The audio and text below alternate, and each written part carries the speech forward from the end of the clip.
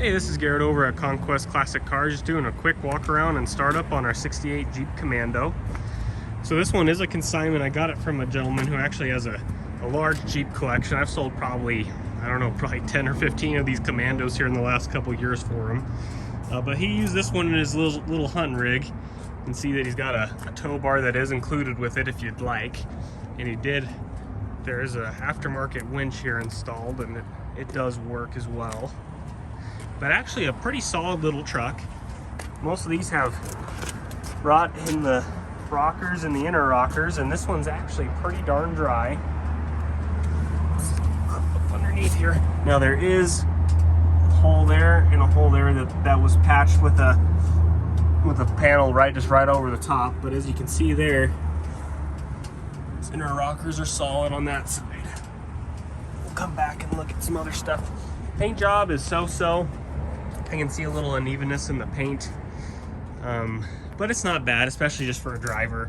These tailgates always rust out, and it looks like this one's had some mud work done. You can see some Commando failing there, a little bit there. But you can buy these aftermarket now. I'm assuming when this one was repaired, these were still pretty hard to find because they all had rust. But again, on this side, no bubbling, everything's straight. A little bit of body work there. Let's get up underneath on this side. And this side of the floor is pretty much solid as a rock. And inner rockers are good too, which is one of the most important things to look at on these. So actually overall, just a solid little Jeep. It runs and drives nice. The transmission is not a synchro, so you have to be careful not to grind gears. Just take your time. It's got the old 225 V6 in it, Oddfire V6. It does have a slide draw and will go dead over time, so we did install a battery disconnect. And we did install a brand new carburetor. Did quite a bit of work to tuning it up, and it actually does start and run nice now. Like there. Interior wise, pretty straightforward, pretty standard. It is missing the radio. Somebody did some bad Sharpie work or something on that piece, and it is missing the armrests here as well. So let's hop on in though real quick. We do have some auxiliary gauges down there which do work because the temperature gauge doesn't work up there, and the fuel gauge does work, but it seems to kind of hop around a little bit, so I don't know how much I would trust it. All the lights work, the wipers work, the heater fan does not work. Let's go ahead and start it up real quick.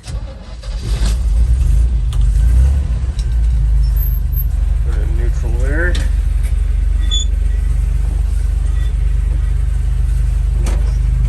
Let's turn on the lights.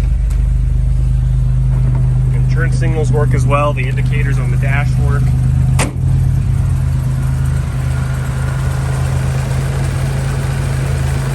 One of the smoothest running 225s that I've actually had.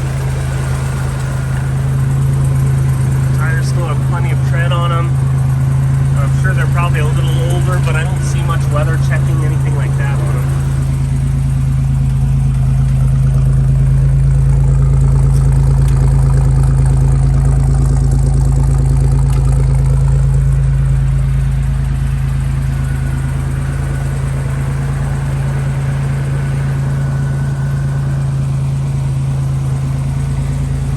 Thanks so much for watching. If you have any other questions on this Jeep, feel free to give me a call. My name's Garrett over at Conquest Classic Cars. My number is 970-573-5291. Thanks.